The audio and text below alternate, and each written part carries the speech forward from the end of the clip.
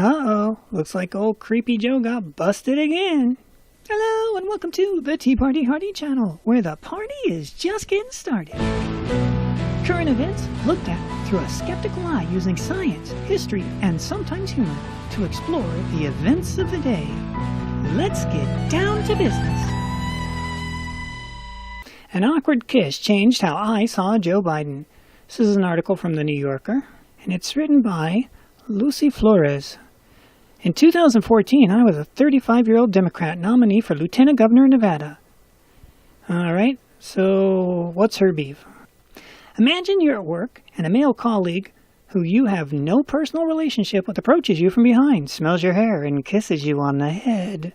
Now imagine it's the CEO of the company. If Biden and I worked together in a traditional office, I would have complained to the HR department. But on the campaign trail, there's no clear path for what to do when a powerful man crosses the line. In politics, you shrug it off, smile for the camera, and get back to the task of trying to win your race. After the event, I told a few of my staff what had happened. We all talked about the inexplicable weirdness of what he did, but I didn't plan on telling anyone else. I didn't have the language or the outlet to talk about what happened. Who do you tell? What do you say? Is it enough of a transgression if a man touches and kisses you without consent, but doesn't rise to the level of what most consider sexual assault? I did what most women do and moved on with my life and my work. Biden came back with a reply. In my many years on the campaign trail and in public life, I've offered countless handshakes, hugs, expressions of affection, support, and comfort, and not once, never, did I believe I acted inappropriately. If it is suggested I did so, I will listen respectfully, but it was never my intention. Wow, didn't know that actually mattered. It sure didn't with anybody else. I may not recall these moments the same way, and I may be surprised at what I hear, but we have arrived at an important time when women feel they can and should relate their experiences, and men should pay attention, and I will notice there's nothing in there about doing anything different. I will also remain the strongest advocate I can be for the rights of women. Oh, you have the right to stand still, you have the right for me to sniff your hair, you have the right for me to slobber all over you with my lips. I will fight to build on the work I've done in my career to end violence against women and ensure women are treated with the equality they deserve.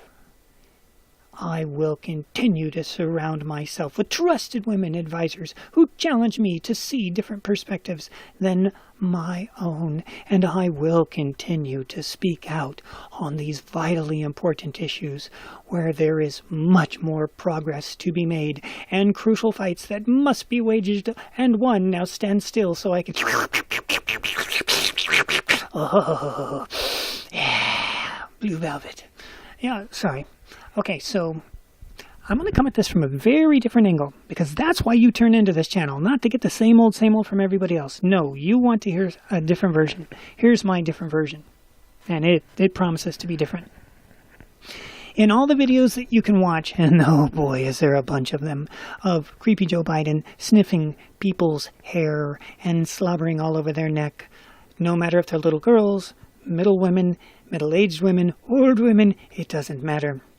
The one thing that appears to be consistent is none of these girls, none of these ladies, none of these women had the upbringing that you would get in the Midwest or even in the West, where a father would teach his daughter, a mother would teach her daughter, a brother would teach his sister, that if a boy or a man does something that makes you feel uncomfortable, it is right, it is appropriate to quickly look him in the eye immediately and say, I don't feel comfortable with this, stop it.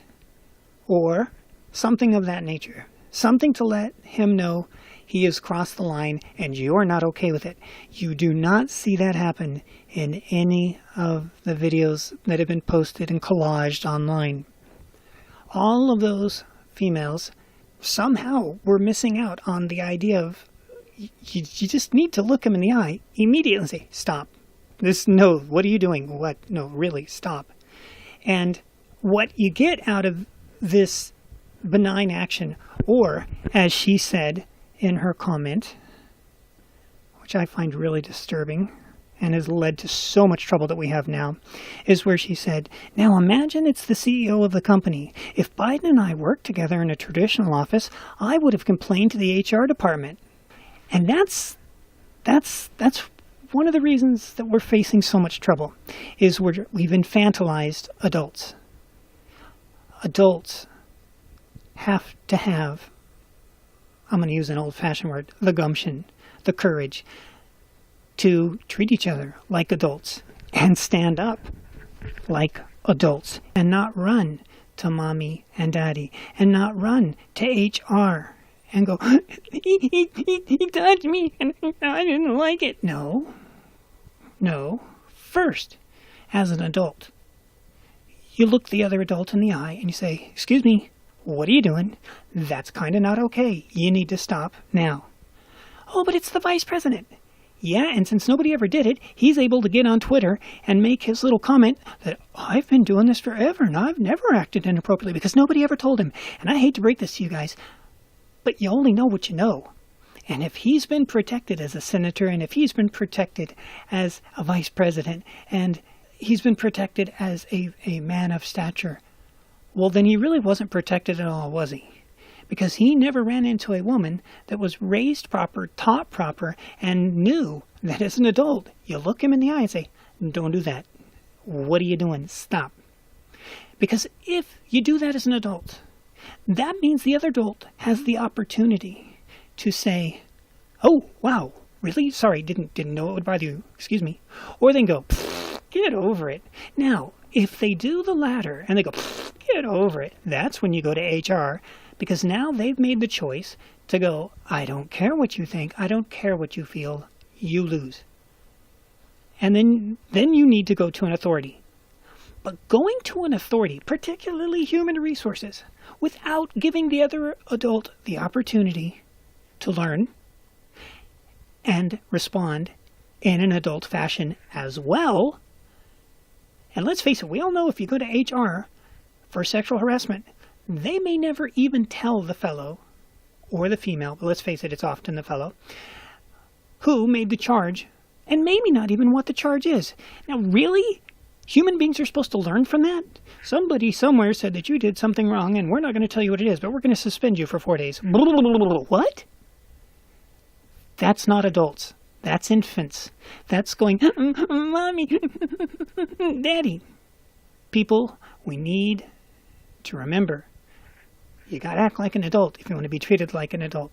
And if you want to hold somebody responsible, hold them responsible in the immediacy. He was never given that chance in any of the videos that I've seen. Has he done it in the videos you've seen? If so, put the comments down below. Put the link. I want to see it. Because in all the ones I've seen, they just go, ooh, creepy, creepy, in their mind and on their face. Oh, on their face. Nobody looks him in the eye and says, what are you doing? Stop it. So instead of acting like an adult, instead of being raised, being told by your mother, being told by your father, being told by your brother, don't take that off a guy. Give him the opportunity to act like an adult. If he blows it, that's where daddy comes over and makes a visit. That's where brother comes over and makes a visit. That's where mom, if there is no dad, I'm sorry, but that's probably where she's going to have to call the cops because you figure it out. Told you it'd be a different take. So that's the way we look at it here. What do you think? Put your comments down below. Thanks for watching if you liked the video, and if you want to put a like on it, that'd be great too. Thanks for stopping by, and we'll see you in the future.